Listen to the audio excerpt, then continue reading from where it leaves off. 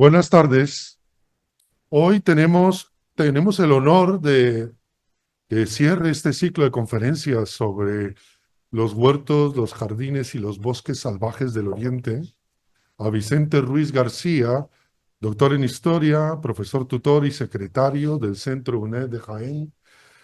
Y hemos sacado a Vicente de sus estudios sobre navíos, cocinas, ¿no? En las popas de los barcos y discusiones acerca del escorbuto para que se nos meta en un jardín. Vamos a ver si sale bien librado después de ser un navegante experimentado, a ver qué tal se desenvuelven los jardines de los senderos que se bifurcan, como decía Borges en aquel célebre cuento. Presentar a Vicente es bastante complicado porque tiene una larga lista de publicaciones, es un gran escritor, muy prolífico, ensayista, ha ganado más de 13 premios, es decir, entre que yo preparo unas conferencias o preparamos junto unas conferencias, Vicente ya gana otro premio. Es decir, ¿ah?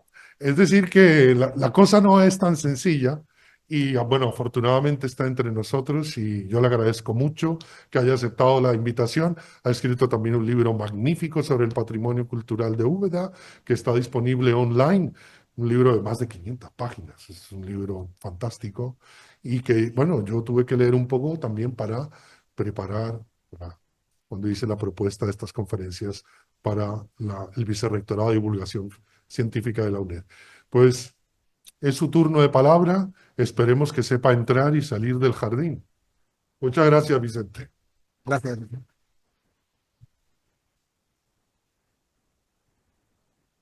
Buenas tardes a todos y a todas, a los que están presentes aquí, que muchos de ellos, bueno, algunos forman parte del curso que se ha celebrado hoy, Llévame al huerto, una filosofía sobre lo vegetal, un curso, una jornada de conferencias que comenzaron esta mañana. En concreto ha sido tres por la mañana y dos por la tarde, y esta última, bueno, pues me toca a mí para terminarla. Quiero dar la bienvenida también a todos aquellos que de forma libre, sin estar matriculados en el curso, pues participan también. En este caso, bueno, pues han acudido a mi invitación bueno, para hablar en este caso, para conocer algo más o para poner en orden un poco, pues algunas historias sobre un patrimonio que para mí creo que está en peligro, por lo menos es vulnerable, o incluso puede estar en peligro de extinción, esperemos que no.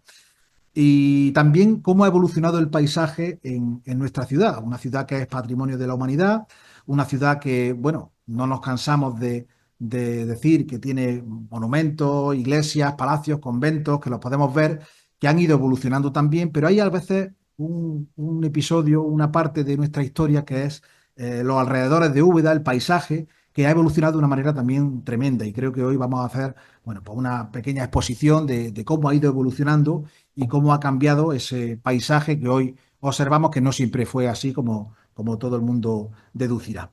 Quiero también agradecer a todos, a los 150 matriculados, 170 matriculados que nos están viendo desde muchos rincones del país, incluso del planeta, supongo, y que, bueno, están conectados online a través de Zoom y a través de las técnicas que la UNED pone a disposición de este tipo de seminarios y de jornadas.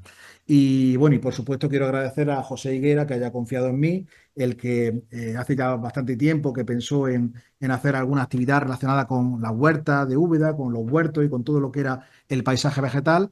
Y también quiero agradecer a la Fundación Huerta de San Antonio, que está haciendo un trabajo ímprobo junto con otros colectivos para recuperar ese espacio del que ahora vamos a hablar. Y por supuesto, bueno, pues a la casa que me acoge aquí, que es mi casa, que es la UNED, y vuestra casa también, que ya sabéis, la universidad más grande de Europa, el campus más grande del planeta, etcétera, etcétera, todas estas cosas que voy contando, pero que hoy, bueno, pues hoy no ejerzo de secretario, sino que ejerzo de conferenciante. Y quiero empezar para hablar de esta conferencia llamada El Paraíso Perdido, las huertas de la Cornisa Sur en Úbeda.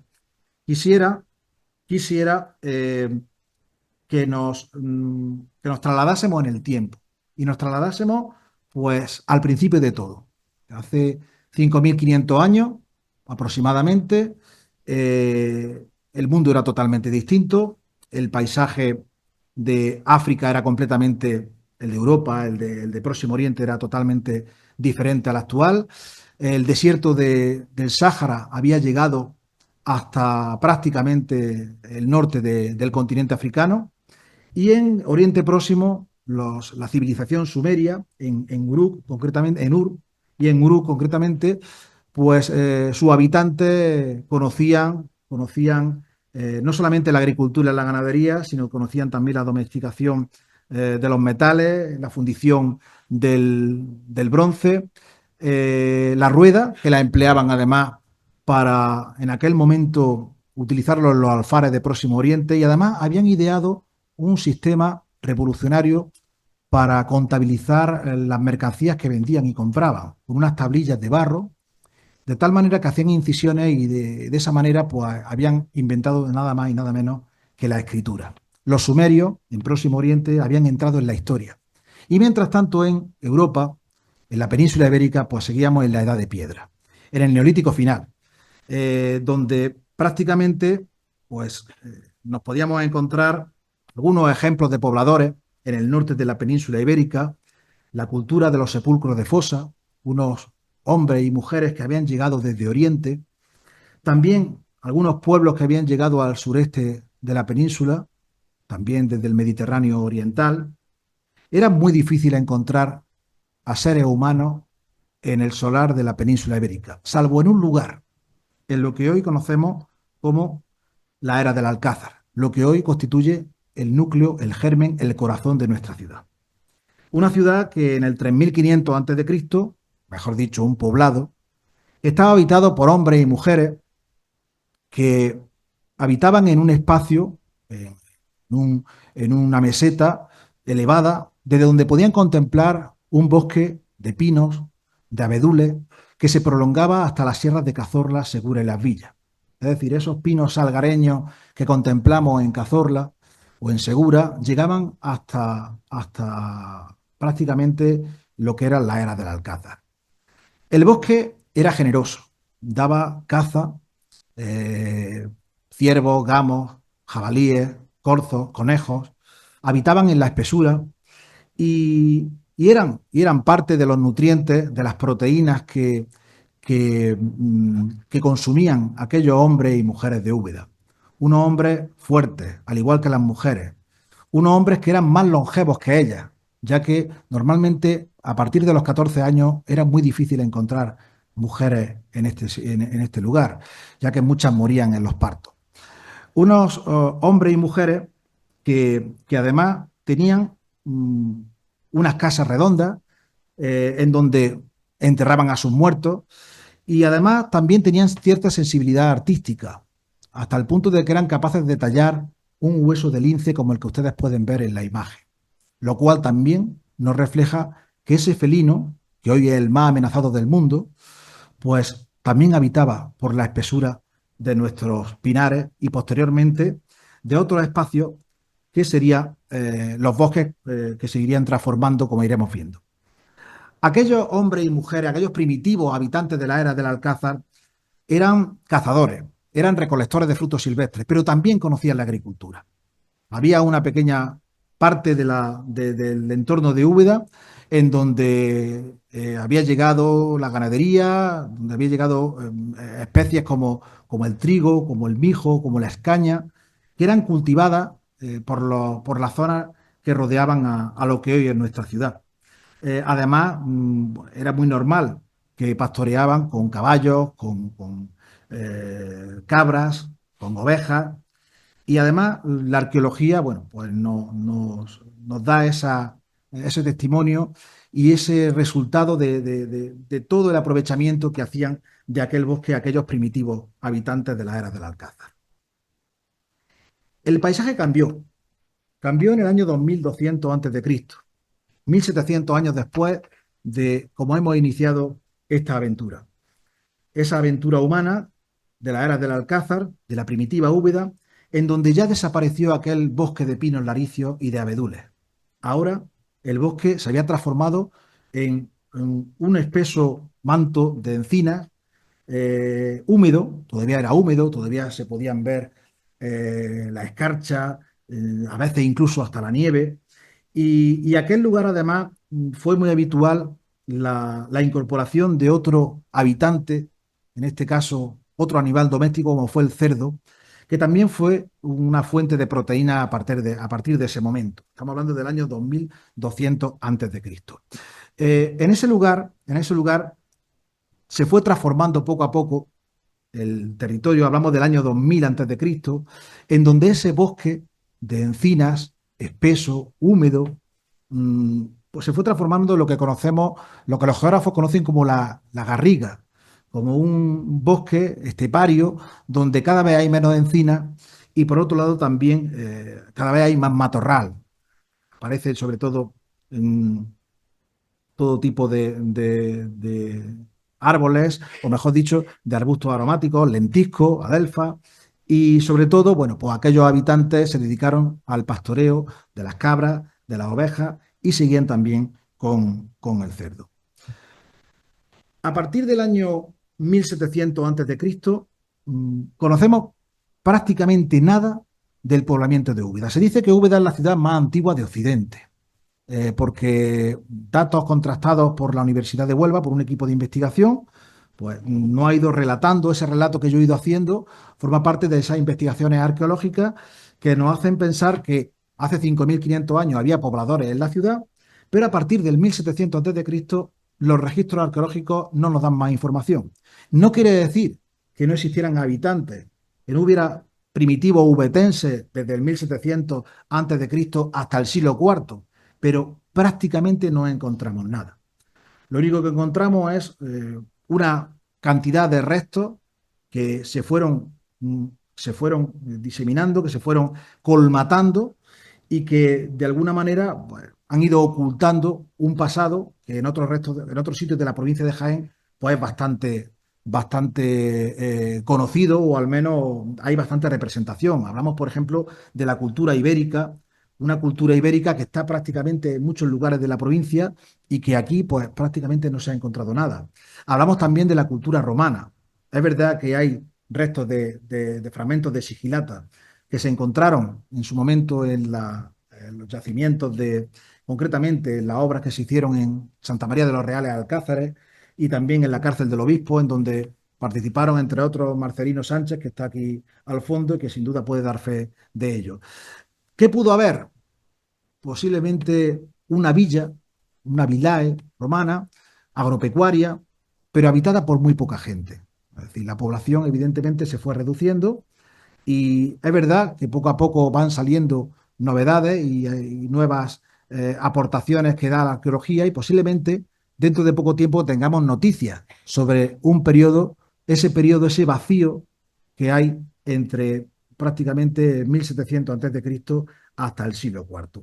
A pesar de todo, hay algunos restos que nos invitan a pensar que evidentemente alguien debió de contemplar desde lo que algunos llamaron Bétula, debió contemplar a la vecina y lejana, no tan lejana, colonia de Salaria, una ciudad romana importante, donde pasaba el mineral que venía desde Cástulo, que además fue una colonia de tal importancia que tenía la capacidad de poder acuñar moneda, algo que era muy raro en la región, pero que nada tiene que ver con nuestra ciudad.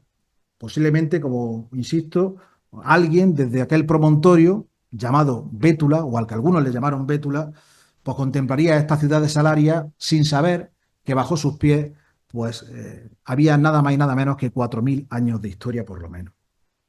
Bueno, pues en todo este recorrido que he hecho de la prehistoria, hemos visto cómo ha cambiado el paisaje, cómo pasamos de los pinos y los abedules a ese bosque de encinas, ese bosque mediterráneo, que poco a poco se va transformando, que aquellos hombres y mujeres que primero se dedicaban a la caza y a la recolección de frutos silvestres, poco a poco se van convirtiendo en agricultores y pastores, pero hay un elemento que no cambió, por lo menos sabemos que está desde el cuarto milenio antes de Cristo.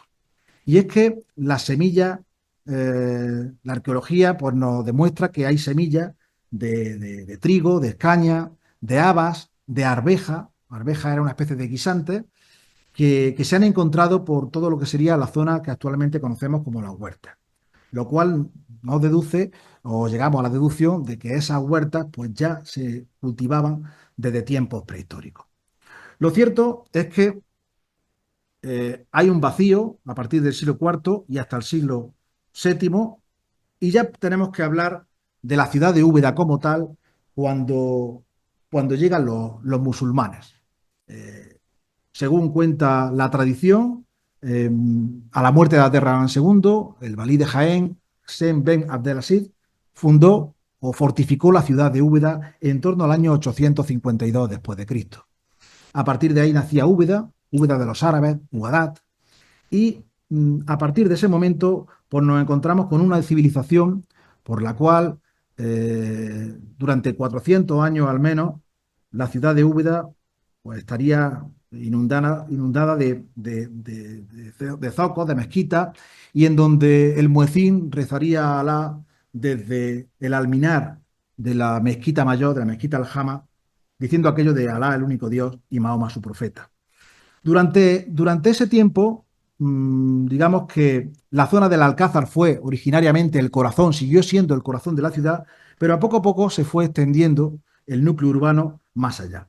El caso es que durante la etapa de dominación musulmana nos encontramos con una imagen idealizada, que podría ser algo parecido así, a esto, que lo he extraído de un documental que se llama La conquista de Ubadat o algo así, y ahí se puede observar, bueno, pues cómo era el recinto amurallado, las distintas barbacanas que había, y también podemos ver pues, un elemento del cual hablamos hoy, que son las huertas. Una zona que estaría irrigada por manantiales, donde además también habría pesca, tal y como había en la época de la prehistoria en Úbeda. Y a partir de ahí, pues nos encontramos con una ciudad en donde sus huertas rodeaban y era conocido sobre todo su paisaje por la extensión de cultivos como el trigo y sobre todo como el azafrán. También la vid. Al-Sacundi nos habla de que la zona de Úbeda, el Alfoz de Úbeda y de Baeza, pues estaba llena de vides, hasta el punto de que ni se compraban ni se vendían, porque todo el mundo tenía acceso a ese fruto. El azafrán, los higos, las berenjenas, fueron algunos de esos alimentos, de esas hortalizas que se cultivaban en los alrededores de Úbeda, en las huertas, con esas sabias técnicas que nos trajeron los musulmanes. Unas sabias técnicas que evidentemente, unas técnicas sabias, mejor dicho, que evidentemente no fueron una novedad, porque evidentemente ya antes se estaba cultivando todo lo que sería el cinturón de la era del Alcázar, pues mediante algún tipo de técnica agrícola desde tiempos del Neolítico final. En el zoco se venderían todos esos productos. Y la riqueza de todas esas huertas de Úbeda, pues nos ha llegado un poco a, al- a la conclusión de que, de que hubo también especies como por ejemplo el granado. Granados que luego tendrían variedades que se perderían. Por ejemplo, en la Alhambra de Granada se perdieron las variedades autóctonas de granados, y hubo un grupo de científicos del Banco de Geoplasma que se desplazaron a Úbeda para conseguir variedades de Granada, variedades originales de la época andalusí, y los encontraron en las huertas de Úbeda, lo cual pues, nos hace pensar que durante muchísimo tiempo se conservaron buena parte de esas semillas y de esos productos originales que había en nuestra ciudad y que trajeron los musulmanes. Eh, Tenemos ya que irnos a una época posterior, como es la de la Edad Media. La conquista cristiana se produce en el año 1233, y a partir de ese momento la población sigue siendo más o menos lo misma, o mejor dicho, los barrios se van transformando en 11 parroquias. Los cristianos, bueno, pues lo que establecerán serán 11 parroquias que serían, bueno, pues Santa María de los Reales Alcázares, San Pablo, San Pedro, Santo Domingo, Santo Tomás Canturiense, San Lorenzo, y luego ya a extramuros, pues nos encontraríamos con San Millán, San Nicolás y el barrio de San Isidoro. Y aparte, pues nos encontraríamos con dos parroquias que son buena parte de lo que hoy queremos contar y queremos narrar, que son las parroquias de San Juan Bautista y San Juan Evangelista. Dos parroquias que hoy en la actualidad evidentemente no existen, pero que sin duda hoy nos sorprendería que un paisaje tan deshabitado como es el del cinturón de las Huertas de Úbeda, pues fueron dos barrios populosos en donde había una actividad no solamente agropecuaria, sino también actividad de tipo artesanal. Aquí tenemos una imagen rodeando el Alcázar. Veríamos que el arrabal de San Juan Evangelista, también llamado San Juan Bautista o San Juan de los Huertos, ocuparía el entorno que hay pues, de la Puerta de Granada hacia el sur. Ahí nos encontraríamos pues, buena parte de las huertas que existían y que digamos que los musulmanes habían dejado. Y luego tendríamos el otro arrabal que sería el de San Juan Bautista, frente a lo que sería la puerta del Losal y toda la zona que hay cerca del barrio de San Millán.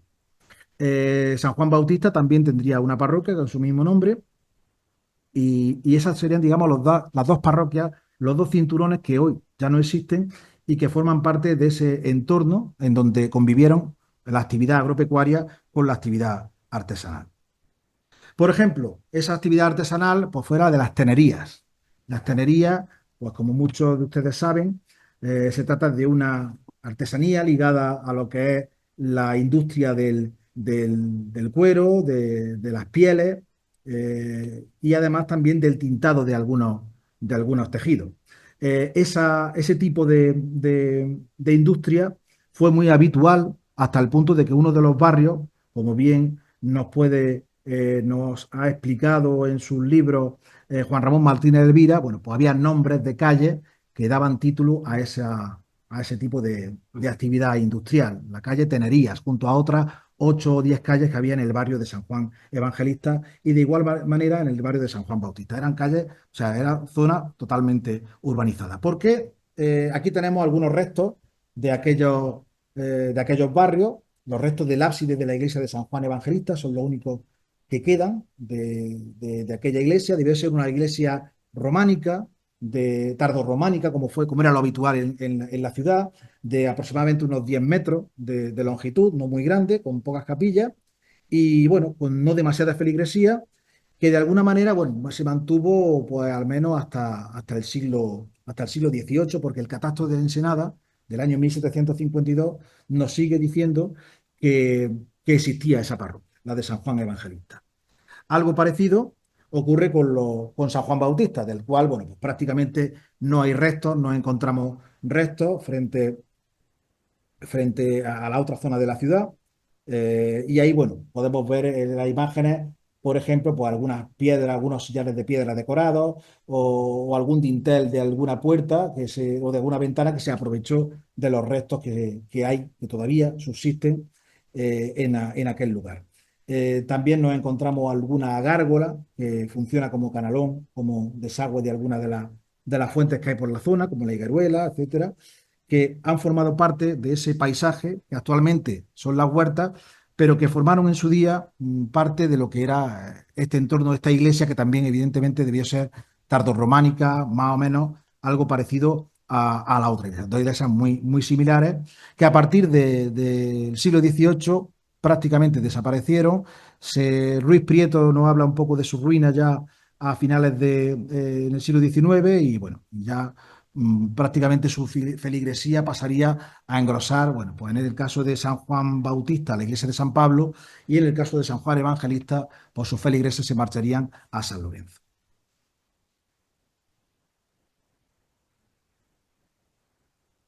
Todo el entorno de, de estos barrios eh, que bueno, no es que estuvieran muy habitados, pero sí eran barrios como los que había en el interior del recinto amurallado, pues nos encontramos que compartían tanto espacios urbanos, de calle, como he dicho anteriormente, como también espacios agropecuarios. Y en este caso, bueno, pues nos encontramos con ese cinturón de huerta, el cual se ha mantenido durante muchísimo tiempo y se ha mantenido con una estructura muy característica que es la de escalonamiento, una estructura escalonada que permite el cultivo y además, sobre todo, el aprovechamiento del espacio y el aprovechamiento también del agua, porque lógicamente hay que tener en cuenta que si la ciudad de Úbeda se encuentra en un promontorio, estas huertas necesitaban agua.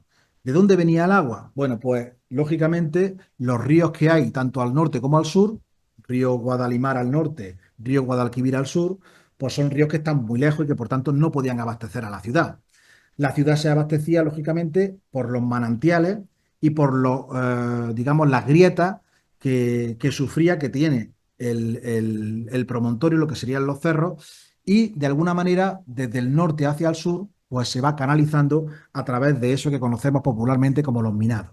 Los minados en Úbeda que van recorriendo buena parte del casco urbano de la ciudad, del subsuelo, lógicamente. Hay incluso calles que se llaman con ese nombre, la famosa calle de las minas, y son minados, bueno, pues que algunos probablemente sean de época musulmana y otros sean de época posterior. Evidentemente se habrán ido recuperando. Esos minados pues iban llevando el agua desde el norte hacia el sur, formando en algunas ocasiones manantiales. Es cierto que ya previamente había arroyos naturales, como el arroyo de Santa María, y otros arroyos que irían, digamos, desembocando en algunas de las fuentes que nos encontramos en nuestra ciudad. La fuente seca hacia el este, la fuente de la Iberuela, la fuente de la Risa, y también, bueno, pues algunas fuentes como la de la Saludeja, que además una de las partes de eso, o uno de esos minados, pues sería, desembocaría en lo que popularmente hemos conocido mucho como a los baños de la Reina Mora, que actualmente se encuentran debajo de lo que es la Saludeja, en un nivel inferior incluso de cuando se estableció, digamos, la presencia musulmana en la ciudad, y que de alguna manera, bueno, pues forman parte de ese entramado de acequias, de minados, de albercas, de fuentes, que sin duda hacen que las huertas de Úbeda pues, tengan bastante agua y no tengan déficit para poder regar todo lo que es el territorio. Mientras tanto, mientras que las huertas eh, siguen estando durante la Edad Media y llegan al siglo XVI, que además hay muchísimos protocolos notariales en donde se habla de huertas, se habla en fin, de todo este tipo de infraestructura, el paisaje de Úbeda sigue cambiando. Sigue cambiando, nos quedamos con ese bosque mediterráneo, con cultivos, donde ya aparecería la tierra calma y donde sobre todo había muchos pastos para el ganado. Unos pastos que comienzan a ir desapareciendo, sobre todo a partir del siglo XVI. Claro, tenemos que tener en cuenta que Úbeda es una ciudad que llega a tener 18.000 habitantes en el siglo XVI. En aquel momento Londres llegaba a 40.000 habitantes y Madrid no tenía ni la mitad de Úbeda. Y evidentemente suponía que había que se roturaron tierra. Evidentemente había que aumentar la producción de alimentos, se roturaron muchas tierras hasta el punto de que se talaron a diestro y siniestro centenares de encinas. Hay un documento en el cual Hernando de Segura, que era uno de los que era síndico de la ciudad, que era el personero del común, perdón, este personero pues se queja ante la ciudad, ante el ayuntamiento, de que los prohombres habían talado pues más de 5 leguas de monte desde Úbeda hasta Baeza, lo cual significaba que todavía, antes del siglo XVI, había una buena parte del territorio que estaba ocupado por bosques. Bosques que además debieron de contar con una fauna bastante interesante, porque resulta que no solamente en el siglo XVI, sino que todavía en el siglo XVIII, pues nos encontramos como a finales de siglo, en tiempos de Carlos III, en el año 1788, pues nos encontramos con que hay batidas de lobo. Y el lobo ibérico, pues periódicamente aparecía por por las zonas de Úbeda, ese hermoso animal, ese cánido tan denostado y tan perseguido, pero a la vez también tan hermoso, pues iba rondando nuestra ciudad hasta el punto de que se dieron órdenes de hacer varias batidas en diciembre de 1788 y en enero de 1789, contabilizando un total de 280 lobos muertos, abatidos por cazadores de la ciudad. Eso nos invita a pensar en esa fauna y en ese espacio que había alrededor de la ciudad, que nada tiene que ver, por supuesto, con lo que nos encontramos. Un espacio, el del paisaje, un espacio, el de las zonas naturales que había rondando Úbeda, que se fue todavía transformando aún más, sobre todo con un giro y con un momento muy importante en la historia de una ciudad. Hablamos de la desamortización. Llegamos al siglo XIX y nos encontramos con que todo el mundo conoce o muchos saben que la transformación urbana de Úbeda fue realmente importante. Gran parte de los conventos, de algunas ermitas, se desamortizaron y algunos entornos, como por ejemplo pues el convento de San Nicasio o el convento de la Coronada, se transformaron en lo que hoy sería, bueno, pues Plaza de Toros o el antiguo Parque de la Coronada, posteriormente mercado de abastos, y así, bueno, pues la fisonomía de la ciudad, en donde donde los huertos de los conventos pues se transformaron en plazas, ¿no? Eso ocurrió no solamente en Úbeda, sino en toda España. Pero lo que se nos olvida en algunas ocasiones es que hubo también, sobre todo, una transformación tremenda del paisaje, hasta el punto de que eh, aquellos bosques que había, muchos de ellos pertenecientes a órdenes religiosas, tierras baldías, pues se destruyeron totalmente. Las revoluciones liberales, en este caso las leyes del liberalismo del siglo XIX y especialmente la desamortización de 1836 y de 1854, pues convirtieron a todas estas zonas en campos de labor. Es decir, los bosques que había todavía, que todavía eran numerosos, ese bosque mediterráneo que rodeaba a la ciudad, pues evidentemente dejó de existir, se talaron y se convirtieron en una imagen muy parecida a la que podemos ver ahí. Esa tierra calma en donde sobre todo pues los cereales, la vid y en muy menor medida el olivo pues irían poco a poco ocupando el campo que rodea a Úbeda. El paisaje se fue transformando, como ya hemos dicho, en 3 siglos, desde la Edad Media hasta el siglo XIX, no se parece prácticamente nada, había un cambio total. Pero ese paisaje no se transforma tanto en lo que es las huertas de Úbeda.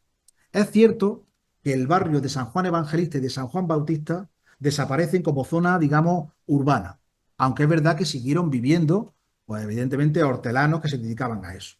Pero las huertas se mantuvieron, y se mantuvieron tal y como nos ofrece este plano que es del año 1895, donde todavía se ve, bueno, pues un espacio bastante importante, bastante amplio de lo que sería el cinturón de esas huertas. Después nos encontraríamos, podemos ver imágenes que realmente, bueno, pues nos sorprenden. Esta imagen es del año 1940, 1945 aproximadamente, en donde se puede ver hasta dónde llegaban nuestras huertas. Y esta imagen probablemente estará tomada desde la actual carretera de Joda, ¿vale? Esta misma imagen yo he intentado, bueno, esta imagen es un poco desde otro sitio, se ven todavía huertas, es una postal de los años 70 y más o menos se observa cómo todavía pues queda bastantes huertas en torno a nuestro casco urbano. Y esta imagen ya es desoladora. Es decir, si comparamos esta imagen con esta, vemos cómo prácticamente pues, ha desaparecido buena parte de esa huerta. Un paisaje, el de las huertas, que prácticamente desde el cuarto milenio antes de Cristo hasta 1950, 1980 incluso podría decir yo, pues fue muy parecido, salvo el plano urbano que, insisto y he repetido, hubo de San Juan Bautista y de San Juan Evangelista, pero independientemente de eso, el paisaje verde, el de las huertas tradicionales, pues había estado intacto, o prácticamente intacto. ¿Qué es lo que pasó? ¿O cuáles han sido los factores que han provocado la desaparición de estas huertas? Bueno, pues vamos a analizarlo a partir de este momento. Todo el mundo intuirá cuál es el principal factor, pero vamos a analizar ante otro. Por ejemplo, durante los años 90 se quitó una parte del terreno de las huertas como consecuencia de una de las obras necesarias, por otra parte, en Úbeda, como fue la Ronda Sur. Se expropiaron terrenos al convento de San Juan de la Cruz y se expropiaron también algunas huertas que hicieron o que hacía necesario que pasara por ahí la Ronda Sur. Hubo también otro intento, otro atentado, otro factor que también amenaza o ha amenazado las huertas, como fue un colector de aguas fecales que ya en el año 2000, 2010, 2012, pues se instaló en torno a lo que es bueno, los antiguos barrios de San Juan Bautista y San Juan Evangelista. Pero sobre todo, pues como ustedes pueden imaginar, pues el gran culpable de la desaparición de las huertas, pues son los olivos, el olivar. Yo a mí cuando mis alumnos me decían, o les preguntaba yo, ¿cuál es el árbol típico, el árbol original de la provincia de Jaén? La oliva. Bueno, pues ese bosque de olivos, ese mar de olivos tan cacareado, pues es algo muy reciente, tremendamente reciente, hasta el punto de que, bueno, podemos observar imágenes que nos reflejan perfectamente cómo ha cambiado el paisaje. A la izquierda de ustedes, pues pueden ver la imagen de la vía del ferrocarril Baeza-Utiel, en el fondo, ese túnel, y vemos cómo la tierra calma era el paisaje habitual en la comarca, no en la comarca, sino en nuestro entorno más cercano. Eh, Esa imagen es de los años 50 aproximadamente. En la imagen de al lado pues, vemos cómo ha cambiado totalmente el, la imagen. Es decir, por tanto, el monocultivo se ha apropiado de todo el entorno y es un factor de muchísimo riesgo en torno a esta problemática que es la de las huertas. Eh, Se ha dicho siempre, bueno, aquí tenemos otra imagen también, que es de los años 60, donde se ve ya, bueno, pues que hay variedad de tierra calma, de olivares también al fondo, pero por supuesto nada que ver con esa imagen que nos podemos encontrar hoy de monopolio del olivo. Eh, el olivar es un bosque humanizado. Es decir, hasta hace 40 años se puede considerar como que era un bosque en donde, bueno, era muy habitual ver, pues, por ejemplo, un bosque que albergaba pues nada menos que el 40% de las aves que existen en España, o el 50% de los insectos, o el 30% de los reptiles, ¿no? Es también un bosque humanizado que además es un árbol, el olivo, un árbol que aguanta mucho, aguanta la sequía, aguanta el calor. Y sin embargo, bueno, pues nos hemos empeñado en transformarlo en un olivar del regadío. En la comarca de Úbeda, en todo nuestro entorno, bueno, pues decimos aproximadamente el 96% de todos los terrenos cultivables, pues lo forman olivares. Solamente hay un poco más, un 4% de otros cultivos. Y dentro de ese 96%, pues nos encontramos que el 92% es cultivo de olivar de regadío. En una provincia, en una comarca deficitaria en agua, y en donde, lógicamente, bueno, pues hemos cometido pues, algunos excesos. Excesos como, por ejemplo, el acabar con uno de los recursos hídricos más importantes que había en la comarca, como era el acuífero de la Loma. En el año 1992 se descubrió en el subsuelo un acuífero de la época del Jurásico y llegaba, bueno, pues desde Innatoraz hasta Baeza. Había agua, según dicen los entendidos los científicos, posiblemente pues para el consumo de 3 o 4 siglos. Era una auténtica barbaridad el agua que había. Fue en ese momento cuando se empezaron a hacer los primeros pozos, unos permitidos, otros ilegales, que hicieron, bueno, que todos los olivares de nuestro entorno se convirtieran en olivar de regadío. A día de hoy, el acuífero de la Loma ha desaparecido.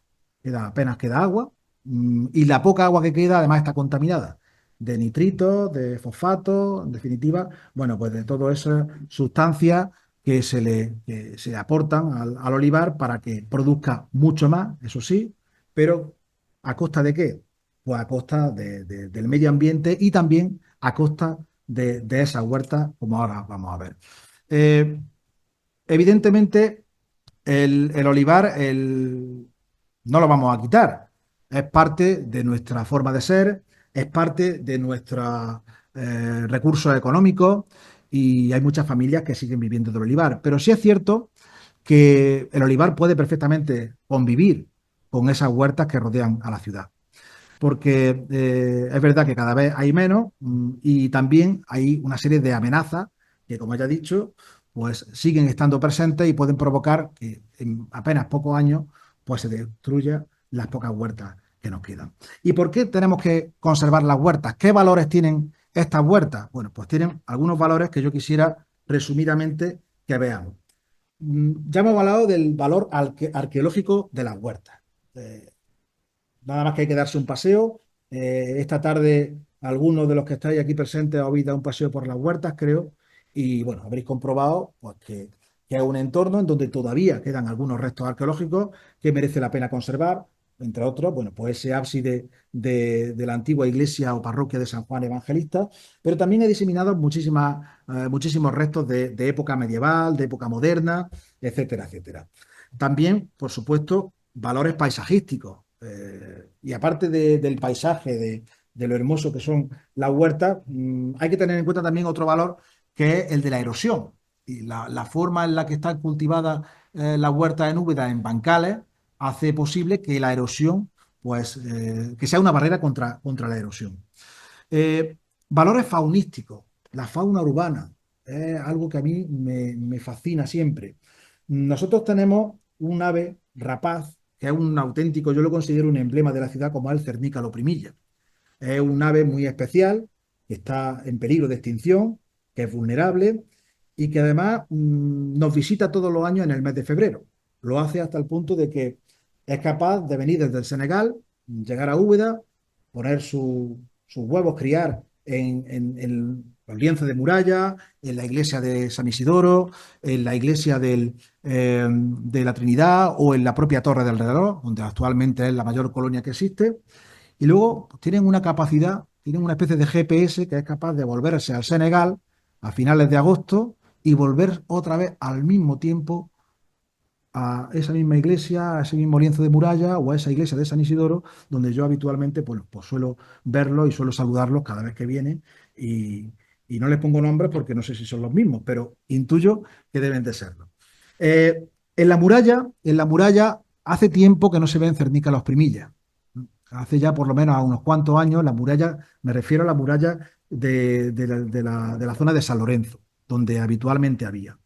Pero afortunadamente la naturaleza es sabia y donde no hay cernícalos primilla, nos encontramos a otro habitante.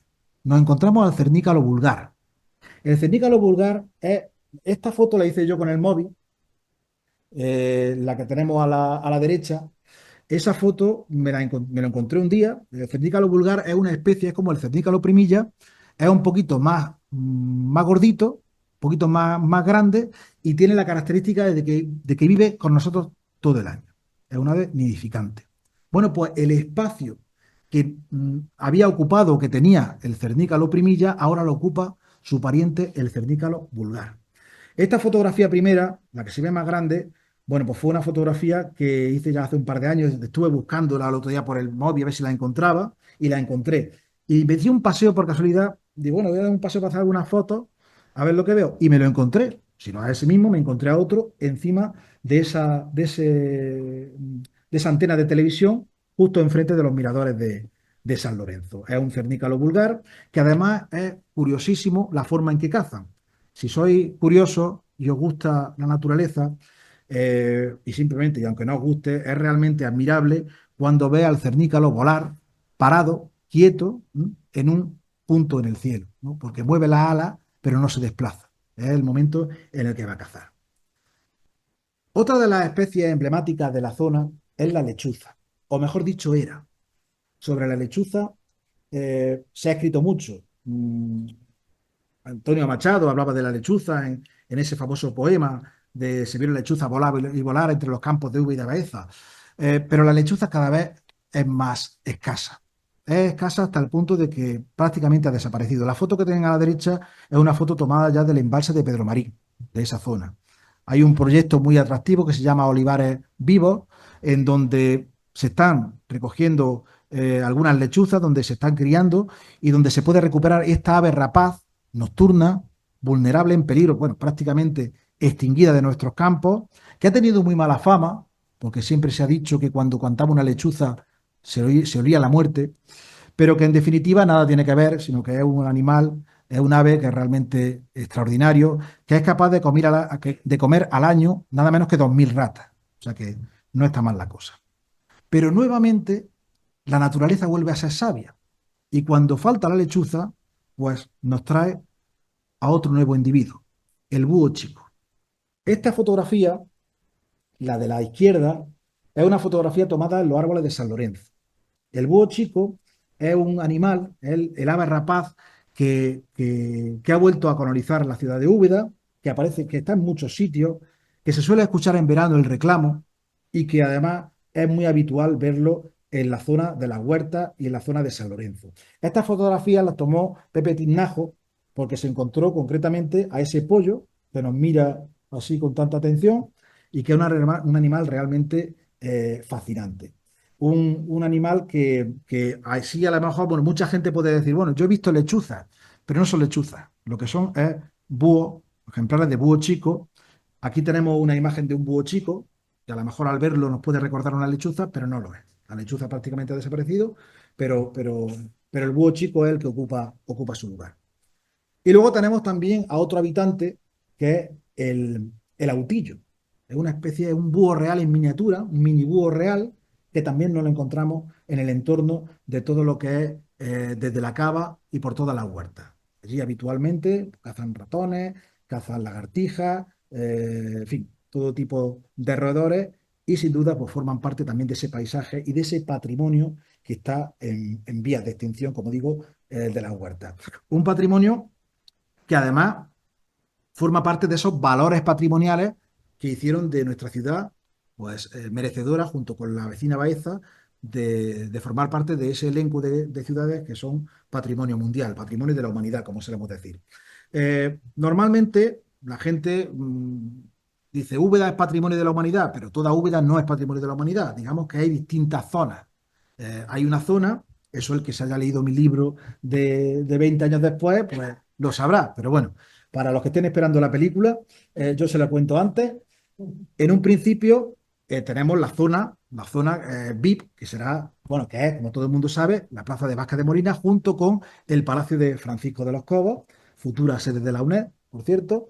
Eh, También tenemos una zona de amortiguamiento, que sería el casco antiguo, y luego tenemos una tercera zona que va desde, que sería el corredor natural de Úbeda de Baeza. Un entorno natural que es imprescindible, que es necesario, que era además un requisito que se impuso y en el cual se incluyen esas huertas de San Lorenzo, esas huertas de la Cornisa Sur. Unas huertas que se están protegiendo, que por parte de la Fundación Huerta de San Antonio, que está haciendo una labor, yo creo que magnífica. Hay proyectos del ayuntamiento, como ese Camino de San Antonio también, que creo que es una gran idea y un gran proyecto, pero creo que todavía se pueden hacer algunas más cosas.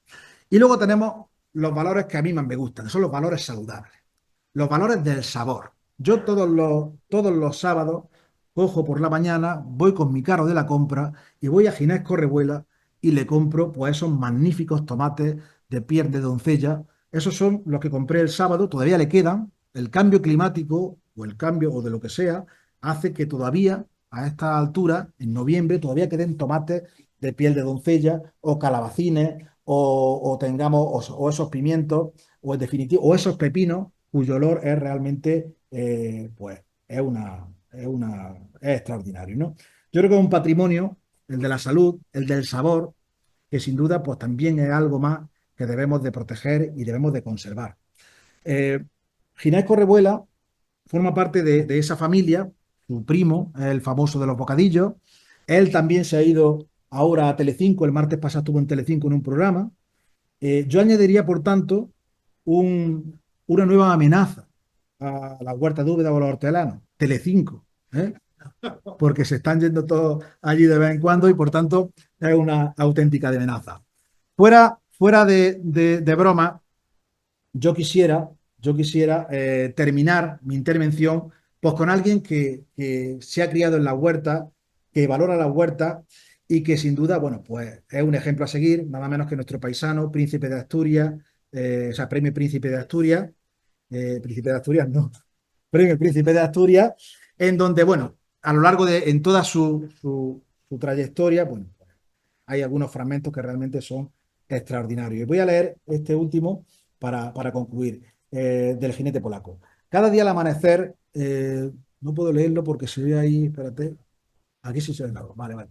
Cada día, cada día al atardecer, el mulo y la burra suben al mercado, cargados con sacos y grandes cestas de mimbre, rebosantes de hortalizas y frutas.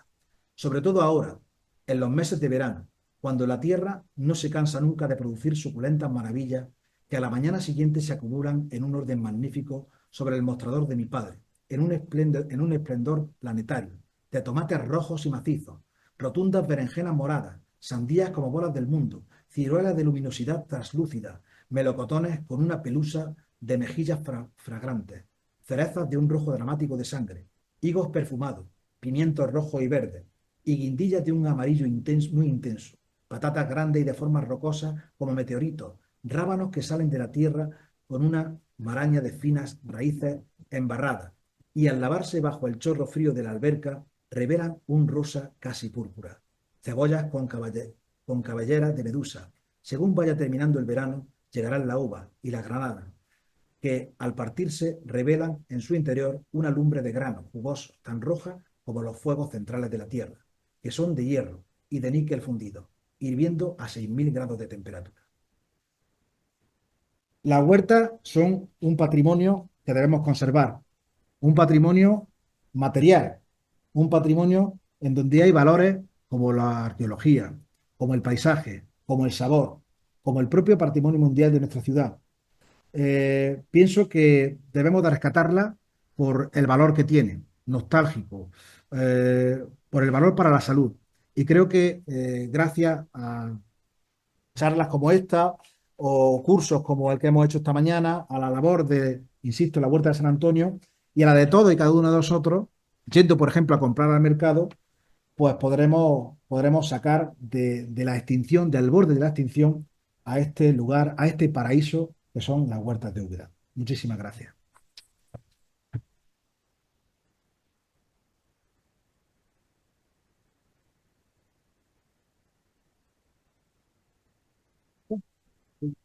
Muchas gracias, Vicente. No sé si tienes ganas de responder alguna pregunta. Sí, hombre. Sí, ¿no? Si Vale. ellos quieren preguntar Pues bueno, o ¿no? si quieren comentar algo, porque Comentar. muchos también, ya no solamente es preguntar, es compartir, ¿no? Porque yo creo que aquí muchos de los que estamos, pues, hemos compartido momentos extraordinarios en la huerta o tenemos un recuerdo y muchos, bueno, pues, ese recuerdo posiblemente querrán compartirlo o reflexionar sobre el pasado, sobre el presente y sobre ese futuro que esperamos que haya un poco de esperanza, ¿no? Para recuperar ese patrimonio tan importante como son las huertas. Bueno, pues entonces os escuchamos. Si tenéis algún comentario que compartir, alguna pregunta, alguna duda. También creo que alguien quedó pendiente de comentar algo sobre la conferencia de Raquel. También podría decir algo. No, no quieres, ¿no? No quieres hablar. Bueno, está bien, no quiere hablar. El caso es que simplemente como estas son las conclusiones, primero vamos a comentar algo respecto a la conferencia de Vicente y después concluir. Entonces, os escuchamos también al otro lado allí en las personas que están online. Si tienen algún comentario, observación o pregunta, el turno es vuestro. Por favor.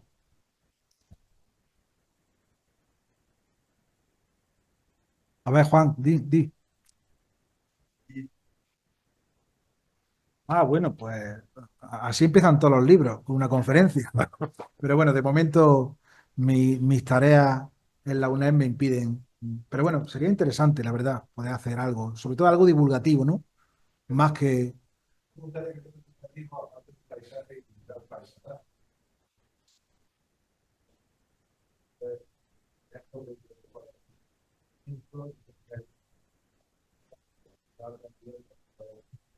por lo que ha sido el trabajo de muchísima gente durante mucho tiempo para crear ese paisaje, ¿no? Creo que eso también sería la... Sí, posiblemente es una parte que debería de haber tratado también en la exposición. Lógicamente, el tiempo pues, me impide hacerlo con más profundidad, aunque yo es verdad que en este caso he querido centrarme en algunos aspectos que para mí son importantes, como por ejemplo el de la fauna, ¿no? Que creo que es algo desconocido y creo que merece la pena. Pero es verdad que lleva razón que ese paisanaje, cada vez quedan menos dueños de huertas y también ese trabajo, ese duro trabajo que han tenido, pues también merece. Siguiendo con un concepto, es una frase que ha dicho hay amigos suyos y se asoma de tira, que es casi algo de casa. Es súper interesante. Es el trabajo de muchísima gente durante mucho tiempo. Mm.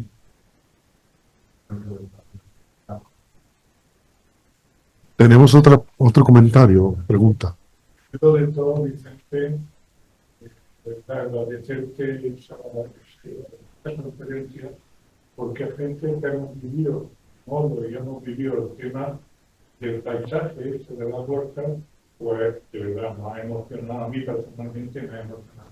Pero yo creo que falta también una cosa, y me he acordado, ya me he acordado, estaba viendo, y cuando hacía el relato de los párrafos estos del libro de Antonio Muñoz Molina sobre el tema de la huerta, describe también a las huertas como era un lugar de encuentro, un lugar de reflexión. Yo recuerdo porque era un chiquillo de la misma edad que él, cuando bajábamos a darle agua a los mulos y a la esa, al pilar de la puerta de Granada, cuando pasábamos por la huerta, el hortelano no solamente era el que la hablaba, era el que tenía en su entorno allí pues, gente debatiendo del tiempo incluso estamos hablando de épocas de clandestinidad, hablando de política, era un lugar donde la gente se encontraba a reflexionar y a debatir bajo un tomate, carne de doncella con sal y pimienta y aceite y un litro de vino.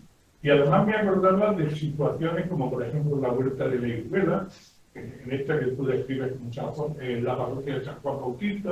Había una huerta en el mismo pilar de la Higuera, ahí en Turquía, todavía cuando vas andando, veo que era de los santeros, me parece que era, y aquello parecía, de verdad, una zona de reflexión.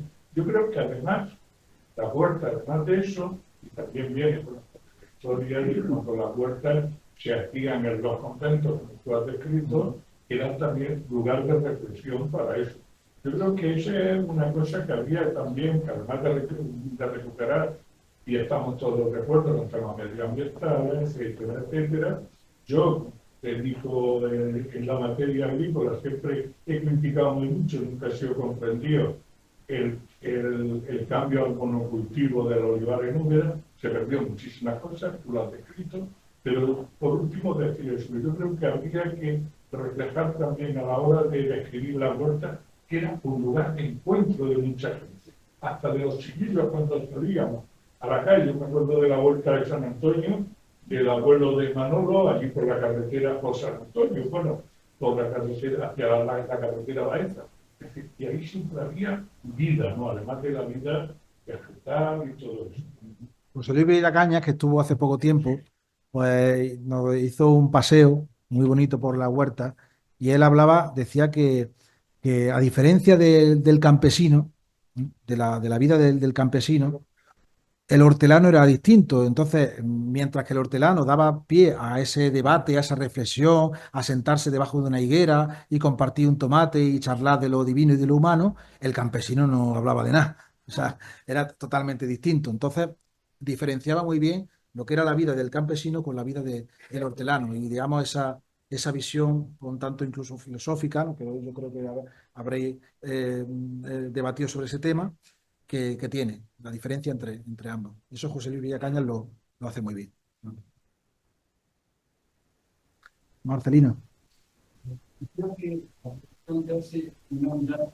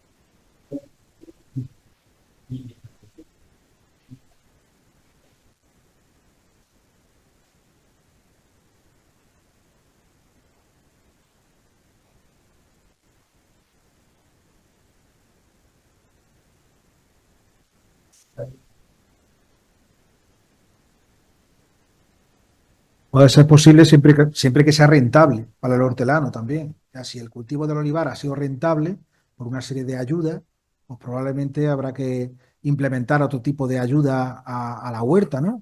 Que además tenga un valor añadido y que en definitiva, bueno, pues cuando tú vendes algo de calidad, pues lógicamente eso tiene un valor.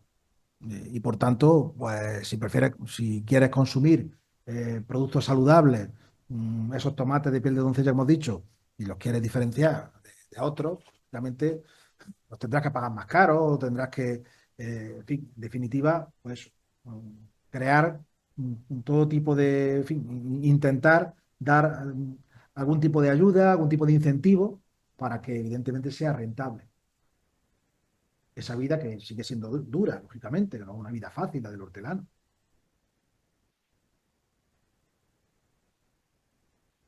¿Alguna cuestión más?